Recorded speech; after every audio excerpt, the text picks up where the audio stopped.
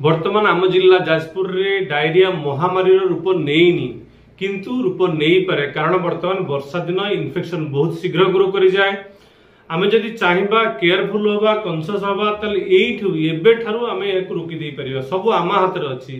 प्रथम कथा होची आमे चेष्टा करिबा से एक्वागार्ड पानी किबा खाली टैप पानी न पीवा पई आमे चेष्टा कौन करबा निश्चित भाव में पानी फुटेगी पीवा आमे जहां भी पिउचंदी पुनी फुटेगी पीवा एवं जदि संभव ताले फुटा पानी रे रोषेई कले आहुरी भल। वर्तमान प्रशासन स्तर रे बाहर होटल स्ट्रीट फूड सब बंद कर दिया है बहुत भल कथा किंतु तथापि किछि लोक बाहर चेष्टा कर बाहर खाद्य खाईदेवा पाई।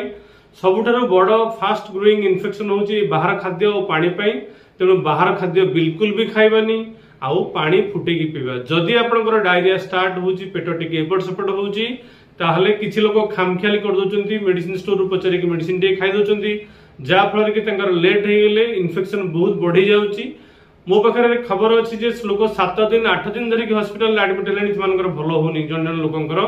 तेणु आमे चेष्टा करिबा काल विलंबन करिकि जदि हमर रोग स्टार्ट हे जाउची डायरिया स्टार्ट हे जाउची ताले आमे संगे संग डॉक्टर को देखैबा प्रेस्क्राइब्ड मेडिसिन खाइबा एवं शीघ्र भल हो जाई परिबा। आम हाथ में सब किछि अछि आमे कॉन्शियस हेले एही स्तर रे आमे रोकी दे परिबा एवं शीघ्र भल हो जाई परिबा।